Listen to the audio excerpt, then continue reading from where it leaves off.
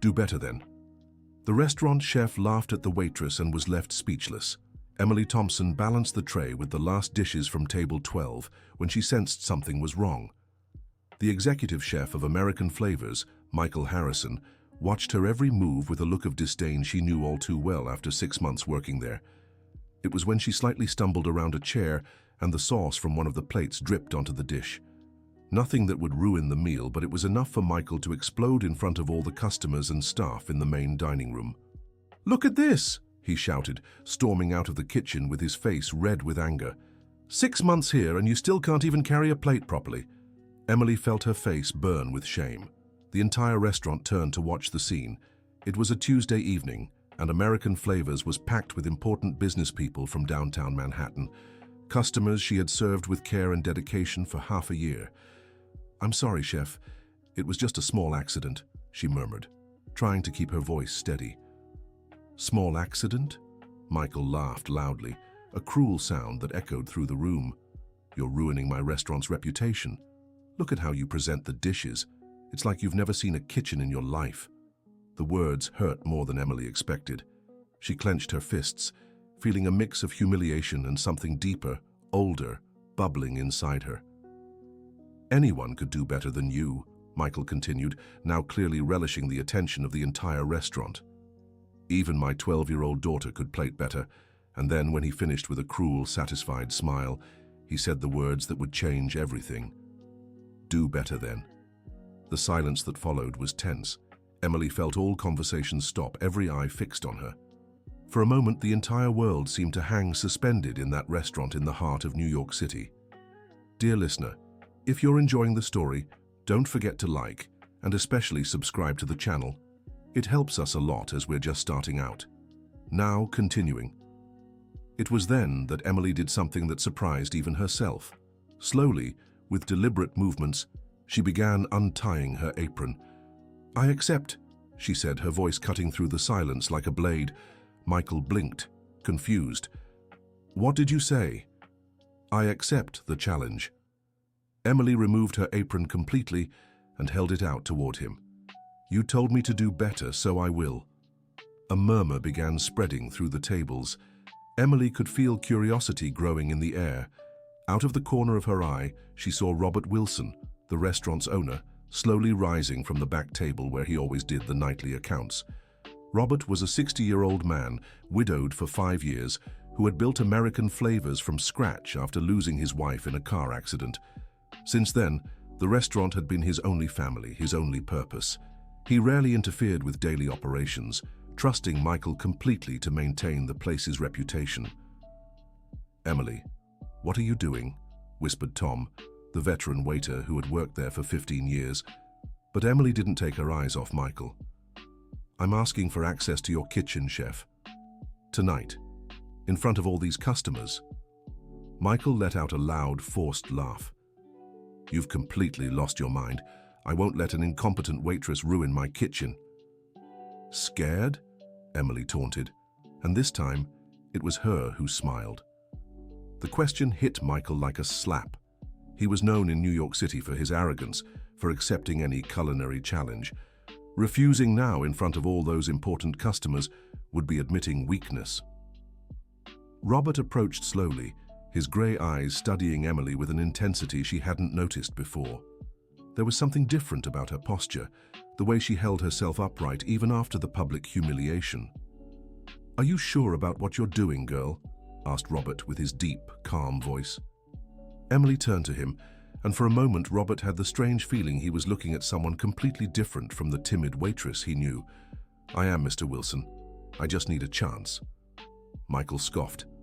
"This is ridiculous. She can barely carry a plate and now she wants to cook in my restaurant."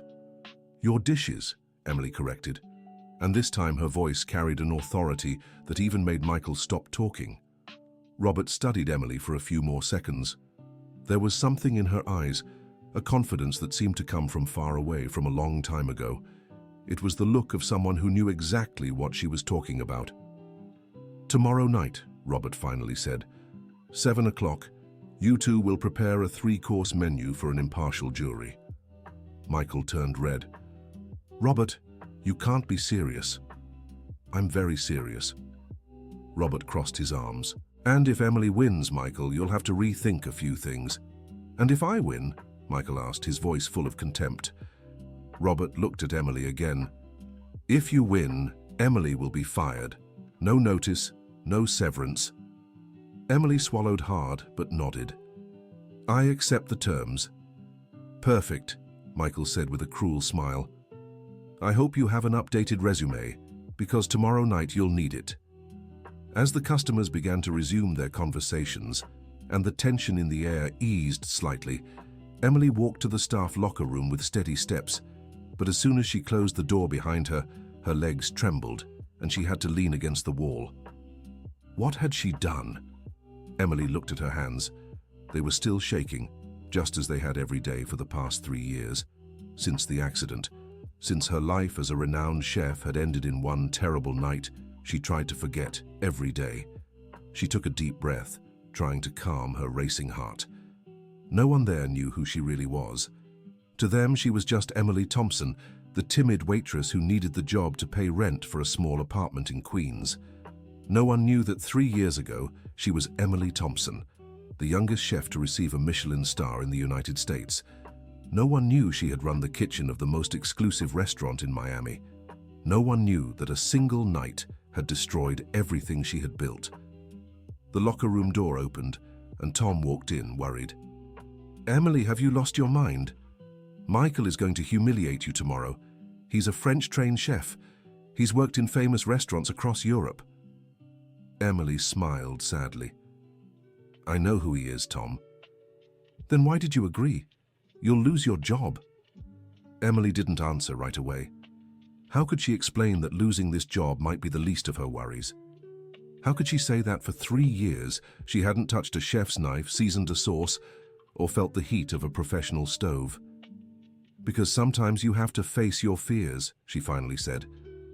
Tom shook his head. Michael won't go easy on you, Emily. He'll do everything to humiliate you even more. Emily knew Tom was right. She had watched Michael over the past months, had seen how he treated the other kitchen staff. He was competent, she couldn't deny that, but he was also cruel and controlling. There was something about him that deeply unsettled her. Tom, can I ask you something? Emily said, suddenly curious. Sure. How long has Michael worked here? Tom thought for a moment. About 2 years, give or take. Why? And what was the restaurant like before him? Tom sighed. Different. The previous chef was Margaret, an incredible woman. She had worked here since Robert opened the restaurant. She cooked with her heart, you know. The dishes weren't as elaborate as Michael's, but they had something special. What happened to her? Robert said she quit to take care of her family, but I always thought it was strange. Margaret loved this place like it was her own child. Emily felt a pang of curiosity. There was more to this story, she was sure of it. Do you have her contact? Tom hesitated. I do, but why do you want to talk to her? I just want some advice, woman to woman. Tom studied her for a long moment, then sighed and wrote a number on a piece of paper. Here. But Emily, be careful. I know you're a good person, but tomorrow you'll be stepping into dangerous territory. Emily took the paper and tucked it into her pocket. Thank you, Tom, for everything. After Tom left, Emily stood alone in the locker room, staring at her reflection in the small, cracked mirror on the wall. The woman looking back at her seemed tired, but there was something different in her eyes, a spark she hadn't seen in a long time. She pulled out her phone and dialed the number Tom had given her. Hello? A woman's voice answered. Mrs. Johnson, my name is Emily Thompson. I worked at American Flavors. I'd really like to talk to you, if possible. There was a long pause on the other end. Emily Thompson. Tom mentioned you a few times. You're the new waitress, right? Yes, ma'am, but I need to talk to you about something important.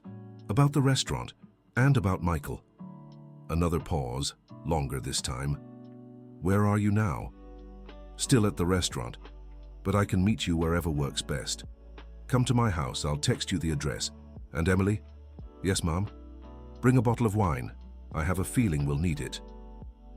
An hour later, Emily was sitting in Margaret Johnson's small living room, a 65-year-old woman with silver hair and eyes that still shone brightly. The house was simple but cozy, filled with family photos and objects that told a lifetime of stories. "So, you stood up to Michael?" Margaret asked after Emily recounted everything that had happened. "I know it was crazy, but in the moment I couldn't help myself." Margaret smiled, a smile that carried years of experience and something Emily couldn't quite place. "You know, Emily, I've been waiting a long time for someone to do that." "What do you mean?" Margaret stood and walked to an old cabinet in the corner of the room. From it, she pulled out a yellowed envelope and returned to the couch. "What I'm about to tell you can't leave this room, at least not yet, promise?" Emily nodded, intrigued. "I didn't quit American Flavors," Margaret said, opening the envelope. "I was forced out." "Forced? By who?" "By Michael.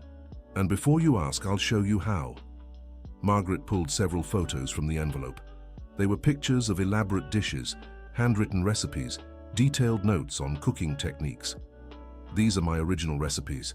Recipes I developed over 15 years working at American Flavors. Recipes Michael stole." Emily studied the photos with growing recognition. She spotted several of the dishes she'd seen Michael prepare daily in the kitchen. "He stole your recipes?" "Not just mine. When he first came to the restaurant, he got close to me like an eager student, said he wanted to learn the authentic American essence of the kitchen. Like a fool, I shared years of work with him." Margaret flipped over one of the photos. On the back was a date from 3 years ago. "Once he learned everything he wanted, he started sabotaging me. Ingredients would vanish before I could cook. Suppliers received cancelled orders in my name. Anonymous critiques of my cooking sent straight to Robert." Emily felt her stomach tighten. "And Mr. Robert believed him?" "Robert was going through a very difficult time. He was still grieving his wife, trying to keep the restaurant running alone. Michael took advantage of that. He made himself indispensable, always with a solution for every problem he created himself." "Why didn't you tell Robert the truth?" Margaret sighed deeply. "I tried, but Michael is very clever. He planted evidence that I was trying to sabotage the restaurant out of jealousy over his arrival. He said I couldn't accept change, that I was too old to keep up with the evolution of American cuisine." Emily looked at the recipes in the photos. They were brilliant creations, a perfect blend of classic techniques and authentic American flavors.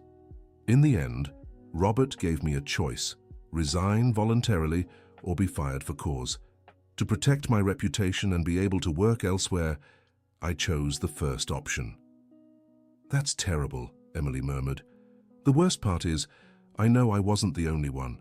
Before I left, I found out Michael had done this in other places. He's a parasite, Emily. He feeds on other people's talent and then discards them." Emily fell silent for a moment, processing everything she'd heard. Now she understood why she'd felt something off about Michael from the very first day. "Mrs. Bennet, can I ask you a personal question?" "Of course, dear." "Why are you telling me all this? You barely know me." Margaret smiled again, but this time it was different. There was a kind of recognition in it. "Because I know who you are, Emily Thompson." Emily's heart stopped. "What do you mean?" "You think I wouldn't recognize the youngest chef to earn a Michelin star in the United States?" Margaret leaned forward. "I've followed American cuisine for 40 years, girl. I know exactly who you are." Emily felt the world spinning around her. "Mrs. Bennet, you disappeared 3 years ago. No one could explain why. There were rumors you never cooked again after that." Emily's hands began to tremble again. I can't anymore." "Why not?" The words spilled out of Emily before she could stop them, like a dam finally breaking. "Because it was my fault. All of it was my fault." Dear listener, if you're enjoying the story, don't forget to like and subscribe to the channel. It really helps those of us just starting out. Now, back to the story. Margaret waited patiently as Emily took a deep breath, trying to find the words she'd buried for 3 years. "I had a restaurant in Miami. Emily's. It was my dream since I was a child." Her voice cracked. "It was a Saturday night, packed. I was in the middle of the dinner rush when I got a call saying my mother had been hospitalized in critical condition." Emily paused, closing her eyes. trying to gather the strength to continue. I dropped everything and ran out. I left the kitchen under my sous chef's care, but in my hurry I forgot to check if he'd turned off the main oven properly. "Oh my God," Margaret whispered. The fire started in the early hours.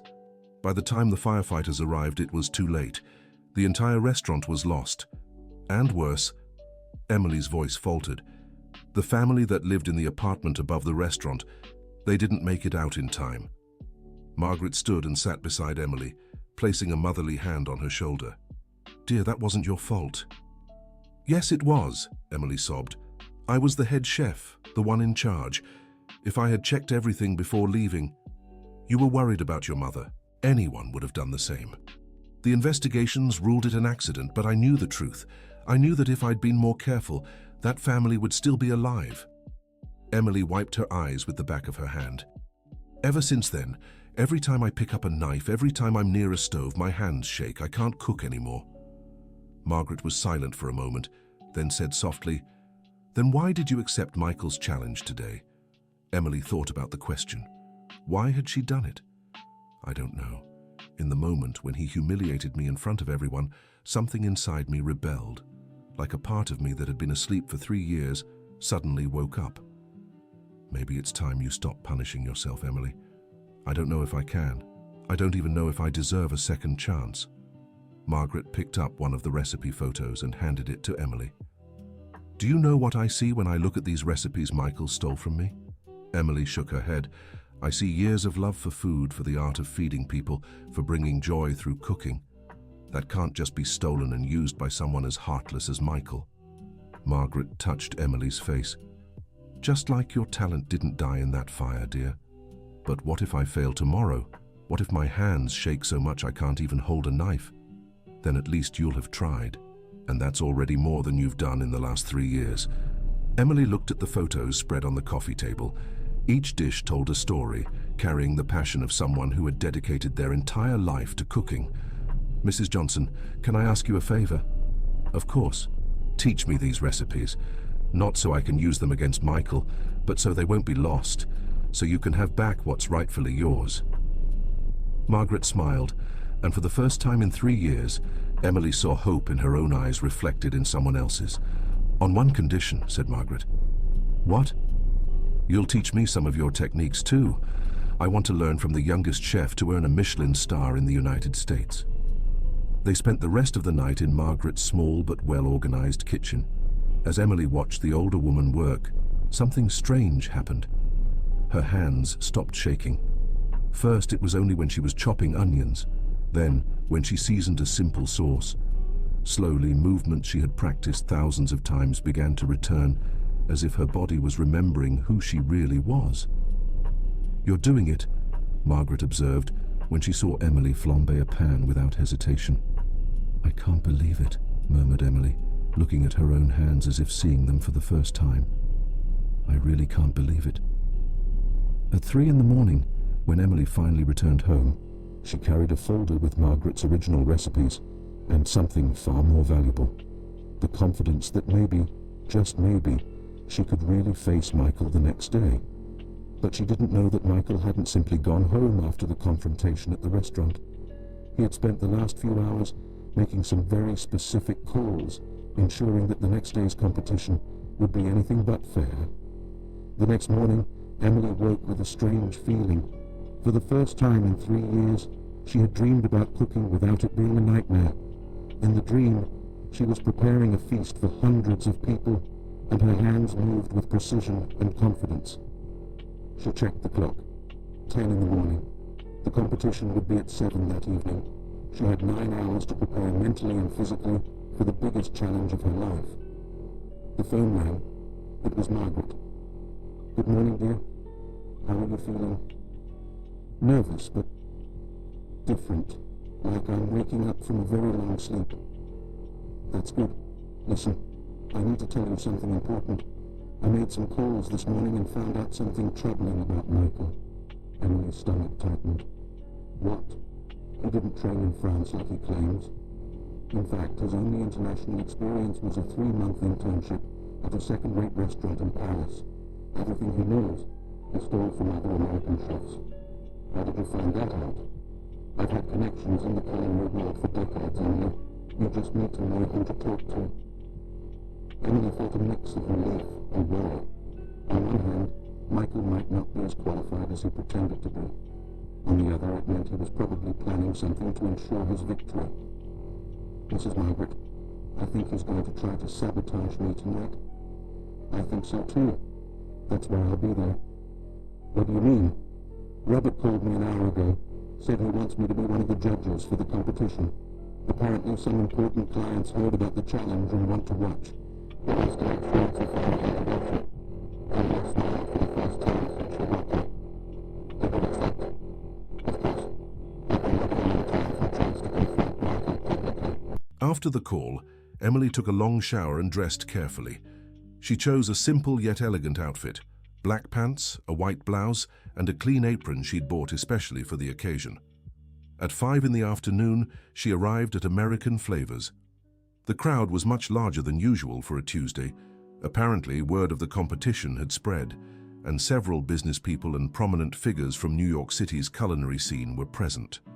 Robert greeted her at the entrance with a look that mixed curiosity and concern. "Emily, are you sure you want to do this? There's still time to back out." "I'm sure, Mr. Robert. More sure than I've been about anything in the last 3 years." Robert studied her face for a moment. "There's something different about you today." "It's because today I remember who I am."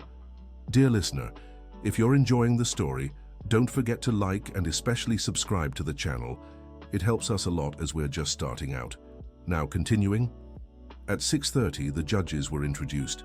Besides Margaret, there was also Andrew Peterson, a respected food critic, and Jessica Parker, a young chef who ran one of the trendiest restaurants in New York City. Michael arrived at 7 sharp, wearing his impeccable chef's uniform and carrying his own knife case. He greeted each judge individually, being especially friendly with Andrew and Jessica. When it was Margaret's turn, however, his smile faltered for a split second. "Margaret," he said in a controlled voice, "what a surprise to see you here." "The surprise is mine, Michael," Margaret replied with a smile that didn't reach her eyes. "I'm looking forward to seeing what you've prepared." Robert stepped onto a small makeshift platform in the center of the restaurant. "Ladies and gentlemen, welcome to American Flavors for a very special evening. Tonight's competition will follow these rules. Each contestant will have 2 hours to prepare a 3-course tasting menu. They'll have access to the same pantry and equipment. Judging will be based on flavor, presentation, and creativity." The audience applauded. Emily looked around and saw at least 50 people gathered. Among them, she recognized some famous faces from New York City's culinary world. The pressure was immense, but strangely, she felt calm. "Contestants, you have 15 minutes to inspect the pantry and plan your menus," Robert announced. Emily and Michael headed to the kitchen together.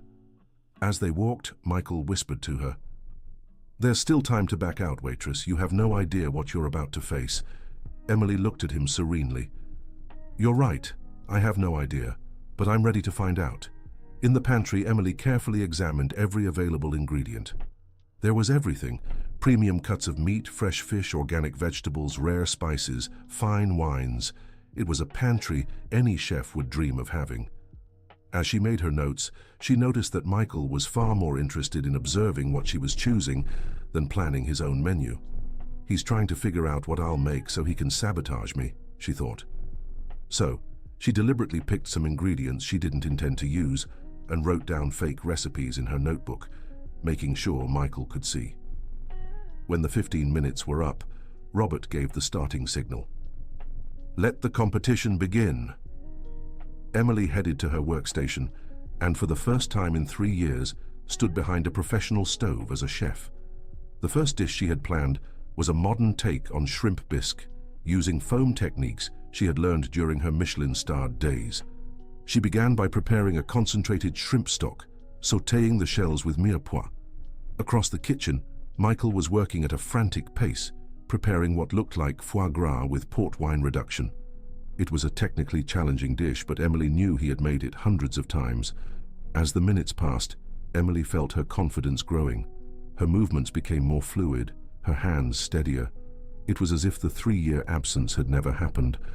She was preparing the parsnip foam when she noticed one of her key ingredients was missing, the jumbo shrimp she had set aside especially for the dish. She glanced around discreetly and saw Michael hiding something at his own station. So that's how he plays, she thought. But instead of confronting him, Emily simply changed her strategy.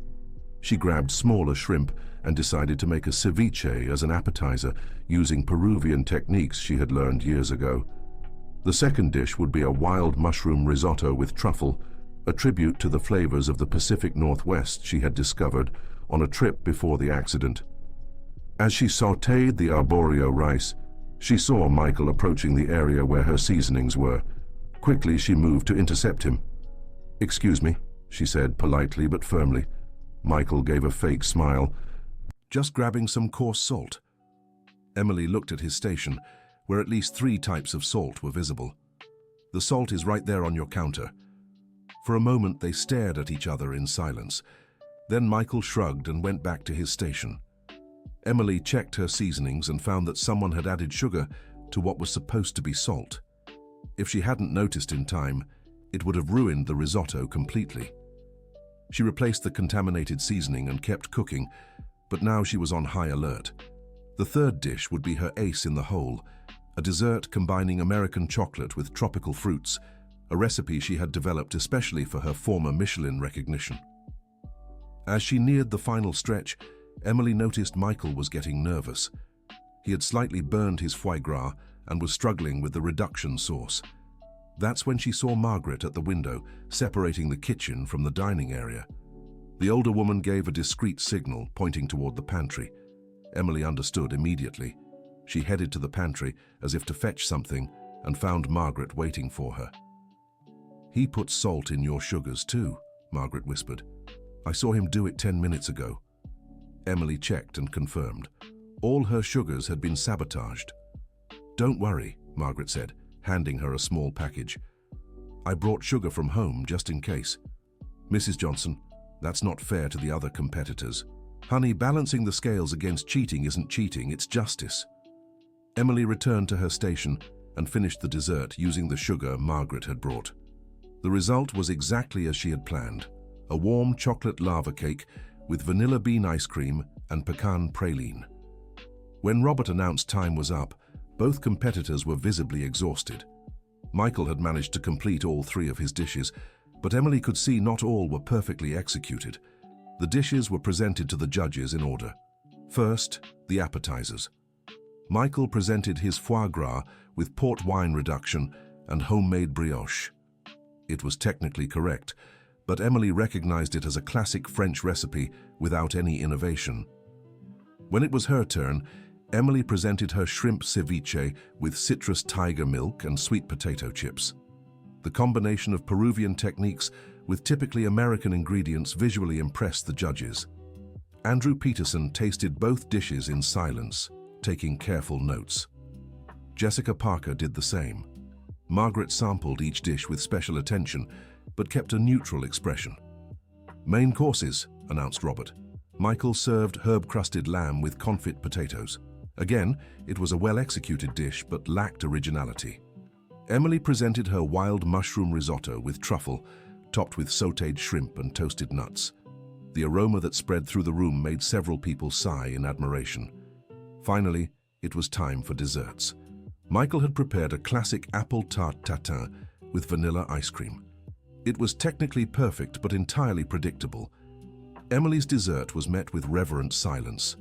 The lava cake was perfectly baked, the American chocolate revealing complex notes with each bite, and the combination with the vanilla bean ice cream created a surprising harmony. The judges withdrew to deliberate. Meanwhile, the guests mingled around the restaurant, discussing the competition in excited tones. Emily sat in a quiet corner, trying to process everything that had happened in the last 2 hours. She had truly cooked again. Her hands hadn't trembled once. It was as if a part of her that had been frozen for 3 years had finally thawed. Michael approached her, but this time there was no arrogance in his posture. "Where did you learn to cook like that?" he asked, genuinely curious. Emily looked at him for a moment before answering. "In life. No, seriously. Those techniques, that creativity, you're not just an ordinary waitress. You're right, Emily said. I'm not. Before Michael could ask anything else, Robert stepped back onto the platform. Ladies and gentlemen, the judges have reached a decision. Silence fell over the restaurant. Emily felt her heart race, but not from nerves. Regardless of the outcome, she had proven to herself that she could still cook. That alone was a victory. Andrew Peterson stood to announce the results. This was one of the most interesting evaluations I've done in years of judging. Both competitors demonstrated technique and culinary knowledge. However, there was a fundamental difference between the two presentations.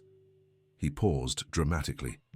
One menu showed impeccable technique, but no soul. Dishes we could find in any high-end international restaurant. The other menu showed not just technique, but passion, originality, and a deep understanding of contemporary American cuisine. Jessica Parker took over. Additionally, we noticed some ingredients were mishandled during the competition. We found salt where there should have been sugar, and ingredients that disappeared from one station only to appear in another. Michael turned red. I don't know what you're talking about. We have security cameras in the kitchen, Michael, said Robert coldly. And several people witnessed your mischief. The crowd murmured in disapproval. Michael looked around, realizing he had lost any sympathy he might have had. Margaret stood up last. As the final judge, I'd like to say something personal. 2 years ago, I was forced to leave this restaurant because of sabotage, similar to what we witnessed today. At the time, I couldn't prove anything. Today, justice has been served. She turned to Emily. Emily Thompson, your dishes today not only demonstrated superior technique, but carried something that can't be taught or stolen. A genuine passion for American cuisine. It's my pleasure to declare you the winner of this competition. The restaurant erupted in applause. Emily felt tears streaming down her face, but this time they were tears of joy and relief. Robert approached her, smiling for the first time since she'd known him. Emily, I'd like to have a conversation with you tomorrow about your future here at American Flavors. Michael, humiliated and exposed, tore off his apron and threw it on the floor. This is a sham. You all planned this. The only sham here, Michael, was the 2 years you deceived all of us, said Robert. Consider yourself fired. As Michael left the restaurant, amid disapproving glances, Margaret walked over to Emily and hugged her. I'm proud of you, dear. Today, you didn't just cook with your hands, you cooked with your heart. Emily was still processing everything when Tom, the veteran waiter, approached with admiration in his eyes. Emily, I knew there was something special about you, but I never imagined you're truly incredible. Thank you, Tom, for everything. As the night wore on and guests began to disperse, Robert approached Emily again. Emily, I need to ask you a direct question. Who are you, really? Emily took a deep breath. It was time to tell the truth. My full name is Emily Thompson Baker. Until 3 years ago, I was the chef at Emily's in Miami. I was the youngest chef to receive a Michelin star in the United States. Robert stared at her in shock. You're that Emily Thompson, the one who mysteriously disappeared 3 years ago. I didn't disappear mysteriously. I ran. I ran from guilt, from responsibility, from the fear of never being able to cook again without remembering what happened. What happened? Emily recounted the whole story of the fire, the lives lost, the guilt she'd carried for 3 years. Robert listened in silence, his eyes filling with compassion. Emily, you can't carry this guilt forever. What happened was a terrible accident, but it wasn't intentional. I know that in my mind, but the heart takes longer to accept. And today, how do you feel after cooking again? Emily thought for a moment. Like I've come home after a very long and very difficult journey. Robert smiled. Then, how about I offer you a real home? What do you mean? I want you to be the new executive chef at American Flavors, not just to replace Michael, but to transform this place into something special again. Emily felt the world spinning around her. Mr. Robert, I don't know if I'm ready for so much responsibility. Emily, 3 hours ago you faced a chef who tried to sabotage you and still created a menu that impressed seasoned critics. If that's not being ready, I don't know what is. Margaret stepped closer to them. Robert, may I make a suggestion? Of course, Margaret. How about the two of you work together? Emily as executive chef and me as a consultant for traditional recipes. We could create something unique, high-end cuisine with authentic American roots. Emily looked at Margaret with gratitude. The idea of having an experienced mentor by her side brought her immense comfort. I would love to work with you, Mrs. Johnson. Michael clapped his hands. Perfect. Then it's settled. Emily, do you accept being our new executive chef? Emily looked around the restaurant. Just a few hours earlier, she had been a humiliated waitress. Now she was being offered the chance to restart her career the way she had always dreamed. I accept, she said, and this time her voice was firm and confident. The next few days passed in a whirlwind. The news of the competition and the new chef at American Flavors spread quickly through the New York City culinary community. Journalists wanted interviews, critics requested reservations, and other chefs called to congratulate Emily on her comeback. But not everything was smooth sailing. Emily discovered that running a professional kitchen after 3 years away was like relearning how to walk. There were new equipment, new techniques, and new suppliers to familiarize herself with. Additionally, some staff members who had been loyal to Michael resented the change, especially Ryan, the sous chef who had been Michael's right-hand man for 2 years. She may have won a competition, Ryan complained to the other cooks, but she doesn't know how this kitchen operates. She doesn't know our routine, our suppliers, or our clientele. Emily was aware of the resistance, but chose to win the team over through hard work, not confrontation. In her first week as executive chef, she implemented small changes. She introduced a daily 15-minute meeting before service to discuss the menu and address issues. She created a rotation system so everyone could learn different stations. And most importantly, she established a golden rule: mutual respect among all team members. Ryan tested her authority on their first busy weekend. Chef, we won't be able to prepare this risotto in time. It's too complicated for our pace, he said in front of the entire team. Emily remained calm. Ryan, how long do you estimate it takes to prepare a risotto? At least 40 minutes from order to table. That's fine. What if I show you a technique that can cut that down to 20 minutes without compromising quality? Ryan hesitated, clearly not expecting a practical solution. If you can pull that off, I'll admit I was wrong, Emily smiled. No need to admit anything. Just be willing to learn. She taught the team a pre-cooking technique for the rice that she had learned in Italy years ago. The risotto turned out perfect and was served in record time. At the end of service, Ryan approached her. Chef, I'm sorry for resisting. It's just, I liked working with Michael. You don't have to apologize for liking someone, Ryan, but I hope you can also enjoy working with me. We're all on the same team. Gradually, harmony returned to the kitchen at American Flavors. Emily introduced new dishes that combined sophisticated techniques with American ingredients, always consulting with Margaret to ensure authenticity. The restaurant began attracting a new and diverse clientele. Critics praised the creative renewal of the menu. Regular customers returned, surprised by the quality of the dishes. But 3 weeks after taking over, Emily received the call that would change everything again. Emily, it's Andrew Peterson from the Culinary magazine. Hi Andrew, how are you? I need to speak with you urgently. Can we meet in person? An hour later, Andrew was seated at Brian's private table at American Flavors, his expression serious. Emily, I've received some information I need to confirm with you. Is it true that you're the Emily Thompson involved in that accident in Miami 3 years ago? Emily's stomach tightened. She had expected her identity would eventually come out, but not this soon. It's true. Why? Andrew sighed. Because someone is spreading a very different version of the story. Someone is saying you caused that fire on purpose and fled to escape prison. What? That's absurd. It was a documented, investigated accident. I know, but the person spreading these rumors has influence in the culinary media. If this version spreads, it could destroy your career all over again. Emily felt her world collapsing. Who's doing this? Andrew hesitated. Michael Harrison. He's giving interviews to bloggers and influencers. telling a version where you supposedly burned down your own restaurant for the insurance money and ran when you realized people were hurt. That makes no sense. Any serious investigation would prove he's lying. Emily, you know how social media works these days. People share first, verify later. Sometimes the damage is already done by the time the truth comes out. Robert, who had listened silently, spoke up. We'll sue him for defamation. That could take months, said Andrew.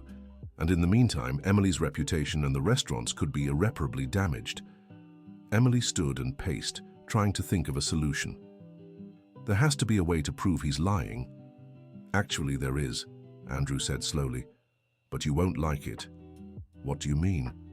You'd have to publicly share the real story. Give interviews. Talk about the accident. Open your life to public scrutiny. It's the only way to counter his lies with the truth. Emily's heart raced. The idea of reliving the trauma of the fire publicly, exposing herself to millions, was terrifying. I don't know if I can do that. Margaret, who had arrived during the conversation, took Emily's hand. Sweetheart, sometimes we have to face our biggest fears to protect what we love.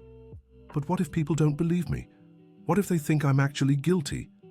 Then at least you'll have fought for the truth, said Robert. And anyone who knows you even a little knows you'd never intentionally hurt someone. Emily looked around the table. These people had become her family, her safe harbor. The restaurant had become her home again. Could she risk all of it to confront Michael? If I do this, she finally said, I want to do it right. I want to tell the whole story without leaving anything out, even the parts that make me look responsible. Andrew nodded. That's the only way it'll truly work. Complete honesty. Fine. But on one condition.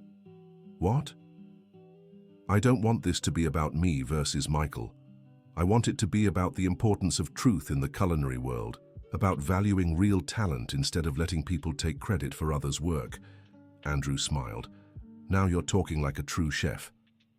The interview was scheduled for the following week on a television show dedicated to cuisine. Emily spent the next days preparing every word, every explanation, every detail of the story she'd buried for 3 years. Margaret offered to help her organize her thoughts. Sweetheart, the truth doesn't have to be perfect. It just has to be honest. I'm afraid people will see me as a murderer.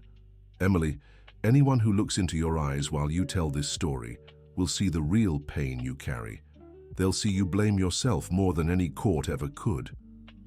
What if that's not enough? Then at least you'll have tried, and sometimes trying is all we can do. The night before the interview, Emily barely slept. She rehearsed the story dozens of times, trying to find the right words to explain 3 years of pain and guilt. When she arrived at the TV studio, she was nervous but determined. The host, Brian Collins, was known for asking tough questions, but also for giving space for honest answers. Emily Thompson, thank you for being with us today, he said as the cameras began rolling. Let's get straight to the point. Is it true that you intentionally caused the fire that destroyed your restaurant in Miami 3 years ago? Emily took a deep breath. It was the question she knew would come, but it still hurt to hear it. No, Brian. But I understand why someone might believe that, so let me tell you exactly what happened that night. And then, for 40 minutes of national television, Emily told the whole truth. She spoke about the call regarding her mother, how she ran out of the restaurant without doing the final equipment check, how she woke up in the early hours to a call from the firefighters. She spoke about the family who lost their lives, how she visited the cemetery every month for a year. She spoke about how she stopped cooking, how she blamed herself every day. Some people might ask, if it really was an accident, why did you disappear? Why didn't you continue your career? Brian asked. Because I felt responsible, Emily said, tears in her eyes. Because every time I picked up a knife or turned on a stove, I remembered that family. Because I thought I didn't deserve to keep doing what I loved when my negligence had cost innocent lives. And what changed? Why did you start cooking again now? Emily thought of Michael, Margaret, Robert, and the entire journey that had brought her there. I learned that running from pain doesn't make it disappear. I learned that honoring the memory of those we've lost sometimes means continuing to live, to create. to contribute to the world in a positive way. Would you like to say something to the family of the fire victims? Emily looked directly at the camera. I'd like to say that not a day goes by when I don't think of you, that I deeply regret not being more careful that night, and that everything I do now in the kitchen is my way of trying to honor the memory of those we lost. When the interview ended, Emily felt a weight lifted from her shoulders. She had told the full truth, exposed herself completely. Now all that remained was to wait for the public's reaction. The response was immediate and overwhelming. Social media flooded with messages of support. Other chefs shared their own stories of kitchen accidents and mistakes. Customers from the old Emily's came forward to defend her publicly. Most importantly, the family of the fire victims reached out to her through a lawyer. They wanted to talk. The meeting took place a week later at a quiet cafe in New York City. Emily was too nervous to eat, but forced herself to drink coffee while she waited. When Mrs. Bennett, the mother of the victims, entered the cafe, Emily's heart stopped. She was a woman in her 70s with white hair and eyes that held deep sadness but also unexpected serenity. Emily, she said, approaching the table, Mrs. Bennett, thank you so much for agreeing to meet with me. The woman sat down and they were silent for a moment, each studying the other's face. You look younger than I imagined, Mrs. Bennett finally said. You seem stronger than I deserve to find, Emily replied. Mrs. Bennett smiled sadly. My dear, I lost my son and daughter-in-law in that fire, my only children. For 3 years, I carried so much anger, so much resentment. Emily felt tears forming. I understand completely. I deserved all that anger. Let me finish, said Mrs. Bennett gently. When I heard you had disappeared, I thought it was because you didn't care, that you had moved on with your life as if nothing had happened. Never, Mrs. Bennett. I could never move on. I know that now. When I saw your interview on TV, when I saw the genuine pain in your eyes, I understood you were suffering just as much as I was, maybe even more. Emily couldn't hold back her tears. I'm so sorry, truly sorry. If I could turn back time, but you can't, and neither can I. Mrs. Bennett reached out and touched Emily's arm. But we can choose what to do with the pain we carry. What do you mean? My son loved to cook. It was his hobby. But he dreamed of opening a small restaurant one day. When he was little, he always talked about feeding people, about making food that brought joy. Emily listened quietly, trying to imagine having such a pure passion for cooking. Emily, you have an extraordinary talent. I've seen photos of your dishes, read about your work. It would be a tragedy to waste that gift because of guilt. But Mrs. Bennett, how can I keep cooking knowing my negligence? Your negligence was a human mistake, dear. A terrible mistake with horrible consequences, but still just a mistake. You're not a bad person who did something evil on purpose. You're a good person who made a mistake while worrying about your family. Emily openly wept now. I don't know how to forgive myself. Maybe forgiveness isn't about forgetting what happened, Mrs. Bennett said. Maybe it's about turning pain into something positive. About cooking not just for yourself, but in memory of those we've lost. They talked for 2 more hours. Mrs. Bennett shared stories about her son, the dishes he loved to make, how food had always been an expression of love in their family. When they said goodbye, Mrs. Bennett made an unexpected request. Emily, I'd like you to create a dish in memory of my son, something he would have loved to make, and I'd like to be there when you serve it for the first time. Emily promised she would, and for the first time since the accident, she felt there might be a path to redemption. In the weeks that followed, Emily worked tirelessly on a special dish. She spoke with Mrs. Bennett several times to understand her son's tastes, his favorite foods, his preferred techniques. The result was a reimagined shrimp bisque, combining traditional Southern flavors with modern presentation techniques, a dish that honored both American tradition and culinary innovation. The night of the dish's debut was set for a month later. Emily invited Mrs. Bennett, Margaret, Robert, Andrew, and several other friends and colleagues from the culinary world. When Mrs. Bennett took her first bite, her eyes filled with tears. It's perfect, she said. He would have loved it. From that night on, Charles's chowder became one of the most requested dishes at American Flavors. Emily decided that a portion of its profits would go to a fund supporting families of accident victims. Michael made a few more attempts to tarnish Emily's reputation, but after her televised interview and the public support she received, his lies lost all credibility. Eventually, he disappeared from the New York City culinary scene. 6 months after becoming executive chef, Emily received an unexpected call. "Emily, this is David Miller from the Michelin Guide USA." Her heart skipped a beat. "Hi, David. How are you? I'm calling to let you know that American Flavors is being considered for a Michelin star this year. We'd like to schedule an official visit for evaluation." Emily was speechless. Receiving a Michelin star again would be like coming full circle, proving to herself that she had truly returned. "It would be an honor to welcome you," she finally said. The Michelin inspector's visit happened on a quiet Tuesday. Emily prepared a menu that told the story of her journey, dishes that combined international techniques with American ingredients, all made with the passion and care she had rediscovered. Charles's chowder was, naturally, one of the highlights of the tasting. 3 months later, when the Michelin Guide USA was released, American Flavors was there, a shining star next to the restaurant's name. Emily cried when she heard the news, but this time they were tears of joy and gratitude. The award ceremony was an elegant event at a 5-star hotel in New York City. Emily wore a simple yet elegant dress and brought Margaret as her special guest. When her name was called on stage, Emily walked up with steady steps. She looked at the audience and saw Robert smiling proudly, Tom clapping enthusiastically, Andrew waving from the front row. And there, in the back at a discreet table, she saw Mrs. Bennet. The elderly woman waved with a smile that was both sad and happy. 3 years ago, Emily said into the microphone, "I thought my career was over. I believed I no longer deserved to cook, that I had lost the right to create joy through food forever." She paused, taking a deep breath. "I learned that sometimes life knocks us down not to punish us, but to teach us. I learned that true talent doesn't come just from technique, but from the ability to turn pain into love, tragedy into growth."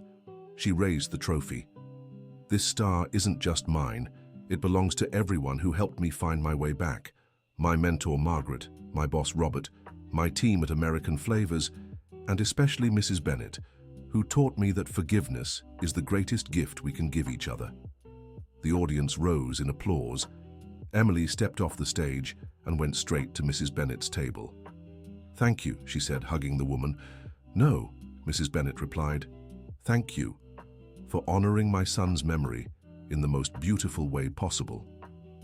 A year after that night, Emily was in her kitchen preparing for another busy service when she received an unexpected visitor. It was a young woman in her early 20s, nervous and clearly intimidated by the restaurant's atmosphere. "Chef Emily, my name is Sophia. I'd like to talk to you about a job opportunity." Emily smiled. The girl reminded her of herself years ago, full of passion for cooking but unsure of her skills. "Of course, Sophia. What kind of experience do you have?" "None, really, just cooking at home. But I saw your interview on TV last year and it changed my life." Emily stopped what she was doing and turned fully to the young woman. "How so?" "I was going through a really tough time. I had dropped out of culinary school because I didn't think I was good enough. But when I heard you talk about coming back to cooking after everything you'd been through, I thought, if she could do it, maybe I can too." Emily felt her heart warm. "And what would you like to do here?" "Anything. Wash dishes, prep vegetables, watch you all work. I just want a chance to learn." Emily looked at the young woman and saw in her the same spark she had carried when she was younger. The same passion she had nearly lost, but now burned brighter than ever. "Sophia, how about you start tomorrow morning? Let's see what you can really do." The smile that spread across the young woman's face was one of the most beautiful things Emily had seen in a long time. As the months passed, Emily discovered that teaching was just as rewarding as cooking. Sophia proved to be a dedicated and talented student, and soon other young people began seeking out American Flavors for opportunities. Emily and Robert decided to formalize an internship program for low-income youth interested in culinary arts. Margaret joined the project as coordinator.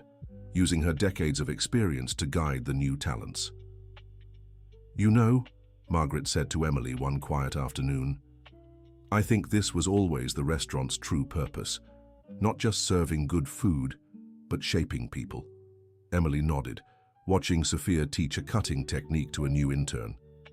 "Sometimes I think everything I went through was necessary to get here, to understand that the kitchen isn't just about technique or fame, it's about community, about taking care of each other. And about second chances," Margaret added. "And about second chances," Emily agreed. That evening, after the last customer had left and the kitchen was clean and tidy, Emily stayed alone in the restaurant for a few minutes.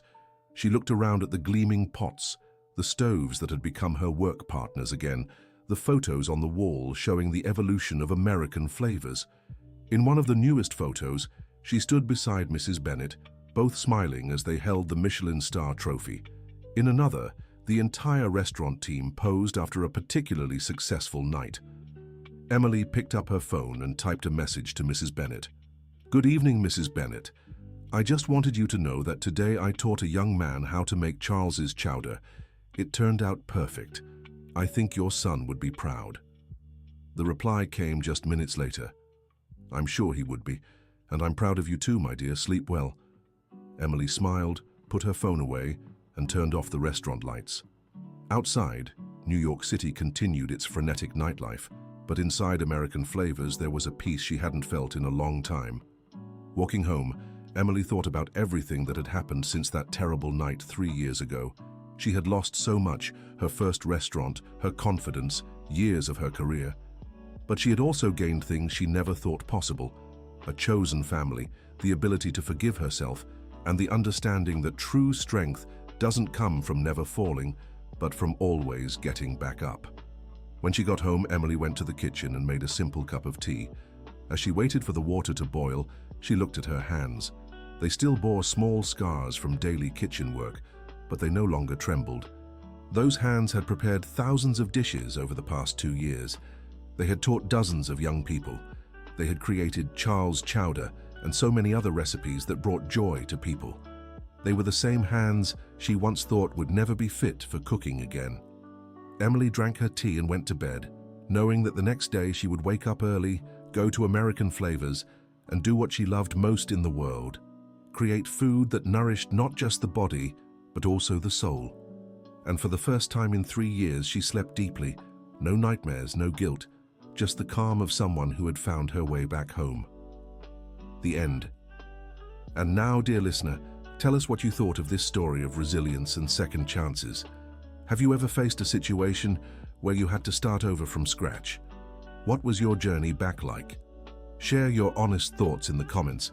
Your experience might inspire others going through tough times. Don't forget to leave a like if this story touched your heart, and most importantly, subscribe to the channel so you don't miss other moving stories like this one. Thank you for joining me this far.